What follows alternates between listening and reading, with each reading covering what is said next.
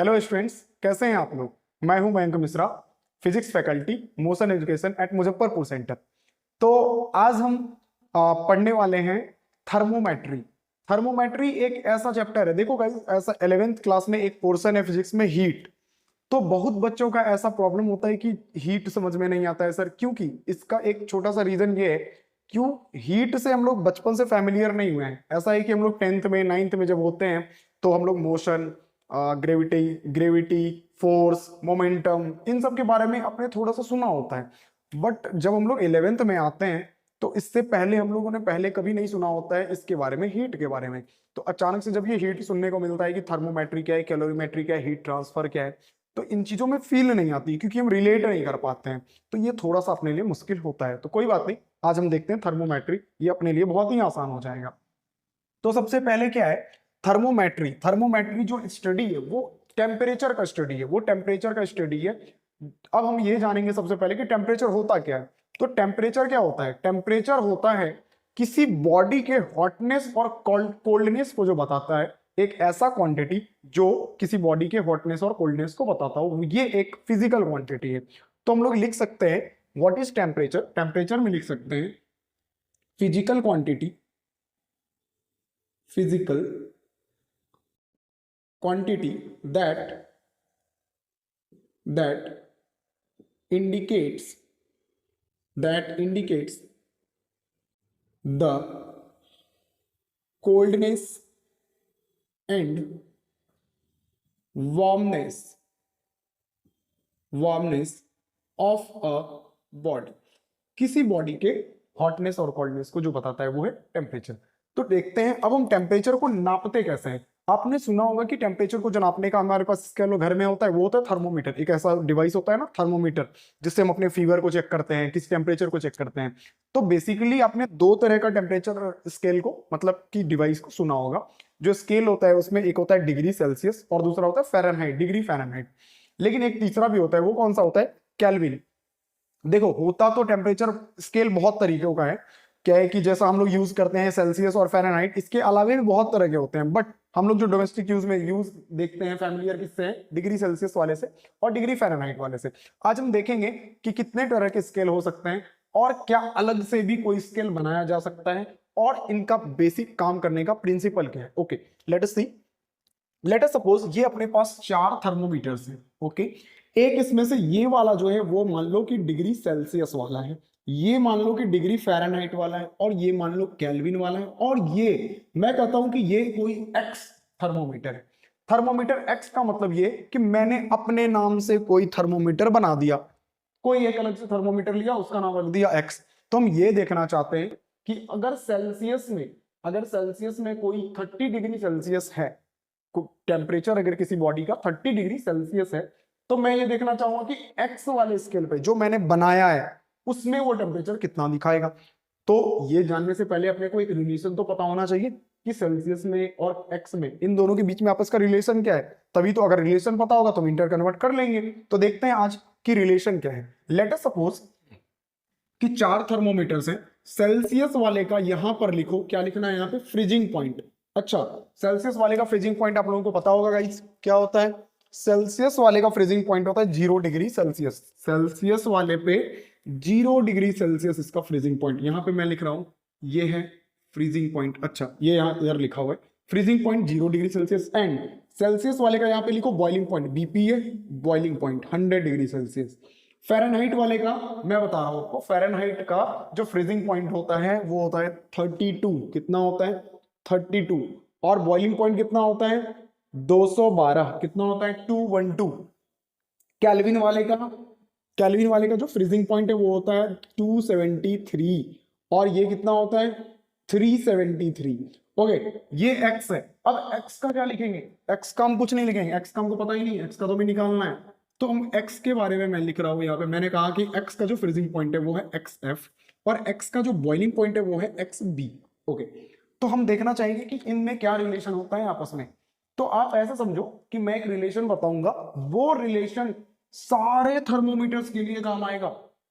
जितने भी थर्मोमीटर्स, यहाँ तो 4 ही हैं, बाकी अलावा इनके भी बहुत सारे आप बना लो, वो सारे एक जैसे रिलेशंस को ही फॉलो करते हैं। वो क्या रिलेशन है, मैं देखो यहाँ ध्यान से देखो, एक्स, मैंने कहा एक्स, एक्स ये वाला टेम्परेचर जो ये वाले स्केल का x, x minus F P upon BP minus F P, ये इनका रेशियो सारे थर्मोमीटर्स के लिए सेम होगा। इनका रेशियो सारे थर्मोमीटर्स के लिए क्या होगा? सेम होगा। लेट अस सपोज सी, मतलब कि सेल्सियस वाले के लिए ये सेम चीज लिखो आप। सेल्सियस का यहाँ एक्स की जगह पे लिखोगे सी, क्योंकि ये कौन सा स्केल है? सी। ये कौन सा स्केल था? एक्स। तो सी स्केल का फ्रीजिंग पॉइंट क्या है? 0 बाय बॉइलिंग पॉइंट क्या है? 100 माइनस फ्रीजिंग पॉइंट 0 बराबर एफ वाले का, मैंने कहा एफ फ़ारेनहाइट स्केल, उसका जो फ्रीजिंग पॉइंट है वो क्या है? 32 by boiling point 1212 minus 32 kelvin, kelvin है के, केल्विन स्केल के लिए के, इसका जो फ्रीजिंग पॉइंट है वो 273 बाय 373 माइनस 273। ये रिलेशन देख लो। ये और भी आगे अगर थर्मोमीटर है जितने मर्जी जाए बना लो, यहां पे सबका रिलेशन ऐसे सेम होगा। तो यहां पर हम क्या करेंगे? इस रिलेशन से ही हम आगे के सारे कैलकुलेशंस को सॉल्व कर लेंगे। जैसे मान लो मैंने कहा कि अब बताओ, अब हम बहुत कई लोग हमसे पूछते हैं कि ये बताओ कि सेल्सियस, डिग्री सेल्सियस और डिग्री फ़ारेनहाइट में क्या रिलेशन है। तो आपने याद भी करा होगा बचपन में शायद, कि वो करते हैं ना कि 5/9 ऐसे करते हैं, F माइनस 32 इक्वल्स टू सी। क्या सही में ऐसा होता है? क्यों याद करने की जरूरत है क्या? देखते हैं। क्यों नहीं हम ये करते हैं कि x minus freezing point by boiling point minus freezing point, ये किसी भी थर्मोमीटर्स के लिए कांस्टेंट है। ये सारे, ये रेशियो जो है वो कांस्टेंट है। मैंने कहा कि ये सारे कांस्टेंट हैं।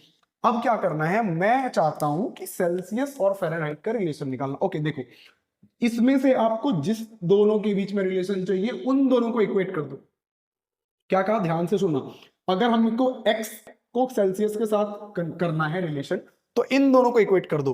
अगर मुझे करना है x वाले को f के साथ रिलेट, इन दोनों को कर दो इक्वेट। अगर f को k के साथ, तो इन दोनों को इक्वेट कर दो। जिनके साथ भी चाहिए रिलेशन उनको इक्वेट कर दो। तो चलो देखते हैं कि c जो सेल्सियस वाला है वो फ़ारेनहाइट में कितना दिखाता है, मतलब इन दोनों के बीच का रिलेशन क्या है। ओके, तो इन दोनों को इक्वेट कर दो। c माइनस 0 बाय 100 माइनस 0, ये रहा। f minus 32 by 212 minus 32। Okay, इसको जरा सॉल्व करो। सॉल्व करने से आएगा c by 100 is equals to f minus 32 by 180।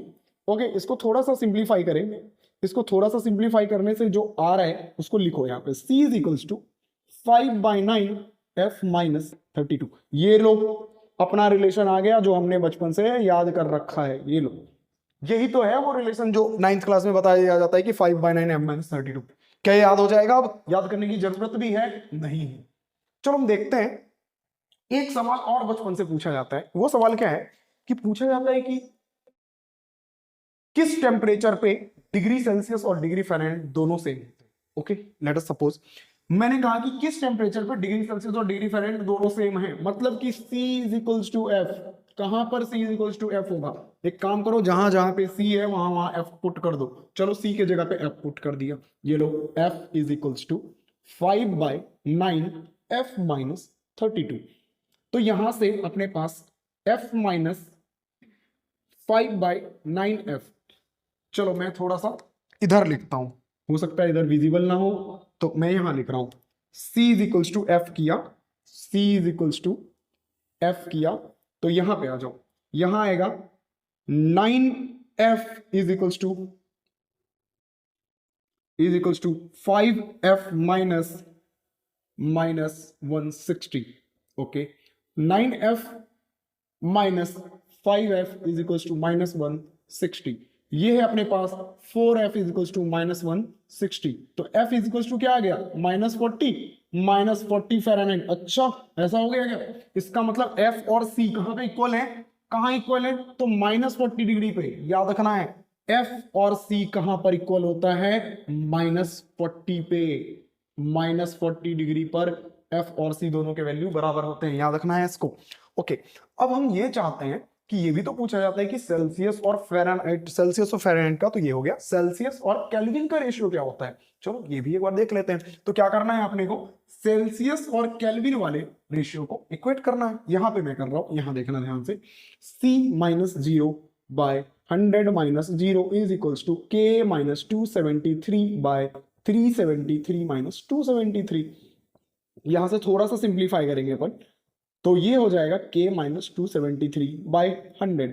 तो यहां से 100 और 100 कैंसिल हो गया, और यहां से C इज इक्वल्स टू क्या आया, K-273।